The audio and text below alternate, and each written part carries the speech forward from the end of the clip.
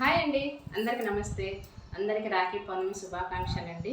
ఈరోజైతే నేను గృహప్రవేశానికి వెళ్తున్నాను అనమాట. ఫంక్షన్లు ఉన్నాయి. చిన్న గిఫ్ట్ అయితే తీసుకెళ్తున్నాను అనమాట గృహప్రవేశానికి. వెంకటేశ్వర స్వామి ఇప్పుడైతే తీయలేదండి, మీకు చూపించలేను. ఇప్పుడైతే గృహప్రవేశానికి వెళ్తున్నాను అనమాట.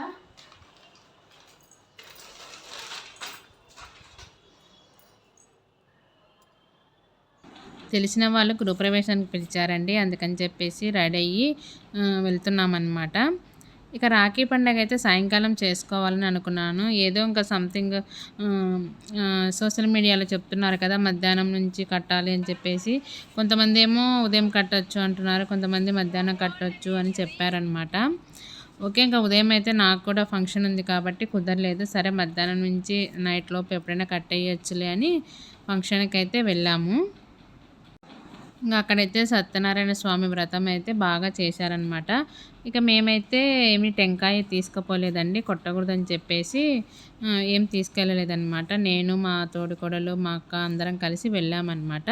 ఇంకా ఫంక్షన్ అయితే బాగా జరిగింది. అక్కడ బాగా నిండుగా మంచిగా పిండి వంటలన్నీ పెట్టారనమాట. భోజనాలు అయితే సూపర్గా ఉన్నాయి. ఇంకా భోజనం చేసుకొని వాళ్ళకి గిఫ్ట్ ఇచ్చేసి కొన్ని ఫొటోస్ దిగైతే ఇంటికి వచ్చాము. రాఖీ పండగ రోజు మా ఇంట్లో రాఖీ ఎలా జరిగింది అనేది మీకు ఇప్పుడు నేను చెప్తానండి. ఇంకా మా వారికి అయితే సొంత అక్క చెల్లెలు ఎవరూ లేరండి. సొంత చెల్లెళ్ళు అక్కలు లేకపోయినా సరే అండి, ప్రతి సంవత్సరం కూడా మా వారికి అయితే తప్పకుండా ఒక చెల్లి అయితే రాఖీ పంపిస్తుంది.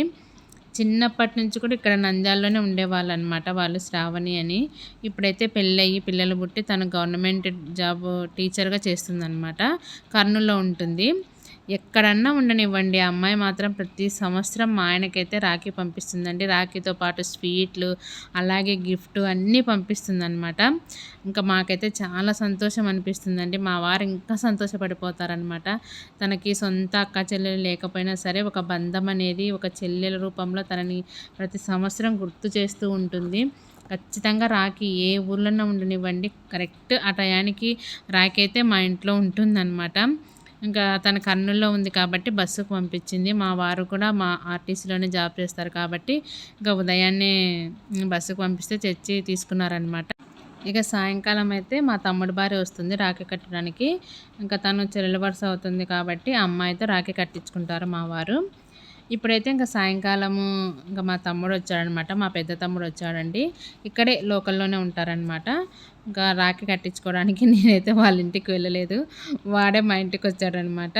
ఇంకా సరే అని చెప్పేసి నేనైతే రాఖీ కడుతున్నాను మా తమ్మునికి. చిన్న తమ్ముడు కూడా ఉన్నాడు, వాడు రాలేదన్నమాట. వాడికి కొద్దిగా పని ఉండి వేరే ఊరు వెళ్ళాడు. ఆ రోజు కుదరలేదు, వాడికి మరుసటి రోజు కట్టాను అనమాట. నేను అక్కను వీళ్ళిద్దరూ నాకు తమ్ముళ్ళే అనమాట. నేనే పెద్ద, వీళ్ళిద్దరు చిన్న. ఇంకా రాఖీ పండగ రోజైతే ఇంకా నవ్వుకుంటూ అలా గడిచింది. ఇంట్లో అయితే ఏ వంట చేయలేదండి ఆ రోజు. ఇంకా ఉదయం కూడా టిఫిన్ బయట తెచ్చుకొని తిన్నాము. మధ్యాహ్నం కూడా ఇద్దరం, మా వారు నేను కూడా గృహప్రవేశానికి వెళ్ళామన్నమాట. ఇంకా ఆ రోజైతే రాఖీ పండుగ రోజు ఎలాంటి స్వీట్ కానీ ఏం వంటలు అసలు చేయలేదన్నమాట. ఇంకా ఖాళీ ఆ రోజు. ఇంకా ఫంక్షన్ మధ్యాహ్నం వచ్చి ఇంకా భోంచేసుకొని వచ్చి కొద్దిగా రెస్ట్ తీసుకొని తర్వాత సాయంకాలం అయితే రాఖీలు కట్టుకున్నామన్నమాట. రాఖీ పండుగ అనేసరికి అన్న చెల్లెళ్ళకి అక్క తమ్ముళ్ళకి ఒక పండగ లాంటిది కదండి. రాఖీ పండుగ రోజు చెల్లెళ్ళు అక్కలు లేని వాళ్ళు చాలామంది కూడా బాధపడుతూ ఉంటారు. కానీ ఎవరో పక్క వాళ్ళైనా సరే మనకు అక్క చెల్లెలు లాంటి వారే కాబట్టి వాళ్ళు కట్టినా మనకు చాలా హ్యాపీనే. ఇంకా మా వారికైతే మాత్రం ఫుల్ ఖుషిగా ఒక చెల్లెలు ఉంది అనేది మాత్రం ఫిక్స్ అయి ఉంటారు ఎప్పుడు ప్రతి సంవత్సరం కూడాను. ఇంకా నేనైతే మా తమ్ముళ్ళే కట్టేస్తున్నాను. మామూలుగా అయితే నేను చిన్నప్పుడు చదువుకునేటప్పుడు హాస్టల్లో అలా ఉండేటప్పుడు అసలు రాఖీ పండగ అంటే కూడా తెలియదండి పెద్దగా. ఎప్పుడూ ఎక్కువ హాస్టళ్ళలోనే ఉండేదాన్ని అనమాట. అప్పుడు ఊరికి వెళ్ళేదాన్ని కాదనమాట. అంటే ఈ పండగకి సెలవు ఇవ్వరు కాబట్టి అసలు రాఖీలు కట్టేదాన్నే కాదు చిన్నప్పుడు నేను. అసలు నాకు కట్టినట్టు కూడా గుర్తు కూడా లేదనమాట. అసలు ఆ థాటే లేదు. చిన్నప్పుడు ఎప్పుడు కట్టానో కూడా గుర్తులేదు. ఇప్పుడు పెద్దగైనాక అంటే పెళ్ళైన తర్వాత ఇంకా బాగా జరుపుకుంటున్నానేమో అని నాకు అనిపిస్తుంది. ఇంకా మామూలుగా అంటే కాలేజ్ చదివే టైంలో కూడా కట్టేదాన్ని కాదు. ఆ పండగకి అసలు ఊరికి వెళ్ళేదాన్నే కాదనమాట.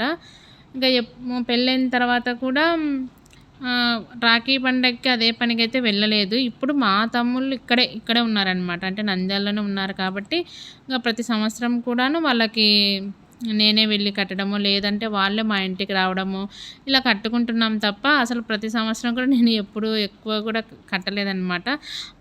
అందుబాటులో ఉంటే కడతాను, లేకుంటే ఏం లేదు.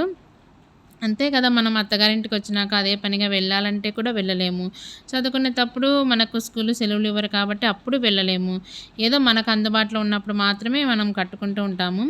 ఇంకా నేనైతే మాత్రము ఎక్కువ ఇప్పుడు పెళ్ళైనాకే కడుతున్నానేమో అనిపిచ్చింది నాకైతే. ఇంకా అలా మా తమ్ముళ్ళకైతే కట్టేశాను. ఒకసారి ఇక్కడ ఉండి కూడా కొన్నిసార్లు మిస్ అయిపోతామనమాట పరిస్థితులను బట్టి కూడా. ఇప్పుడైతే మా వారికి మా తమ్ముడి భార్య కడుతుందనమాట రాఖీ. తన రాఖీతో పాటు శ్రావణి పంపించింది కదా! అదే చెప్పాను కదండీ మీకు, శ్రావణి అని మా వారి చెల్లెలు. ఆ అమ్మాయి రాఖీ కూడా తనే కట్టేస్తుందనమాట. 2 సంవత్సరాల నుంచి కూడా శ్రావణి రాఖీ ఈ పాపే కడుతుందనమాట. పోయినసారి కూడా అలాగే పంపించింది. అప్పుడు కూడా ఈ అమ్మాయే కట్టింది, మా తమ్ముని భార్య. 2 రాఖీలు, ఒకటి బదులు 2 రాఖీలు కట్టేస్తుంది మా వారికి.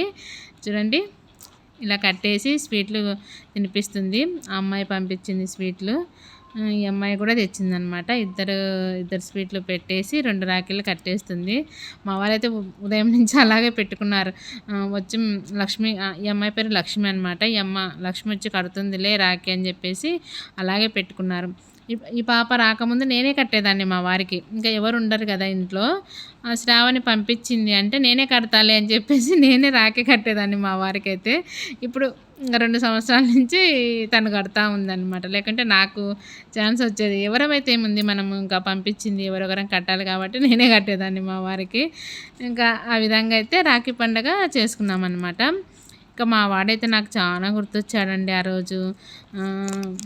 మా అబ్బాయికి ఒక అక్కనో చెల్లో ఉంటే బాగుండు అనిపించింది నాకైతే. కనీసం వానికి విషెస్ అన్నా చెప్పేవాళ్ళు కదా ఫోన్ చేసి అని అనిపించింది. వానికి ఎవరు లేరు, మా వాడు ఒక్కడే కాబట్టి ఒకసారి నాకు కూడా లోన్లీగా అనిపిస్తుంది అనమాట.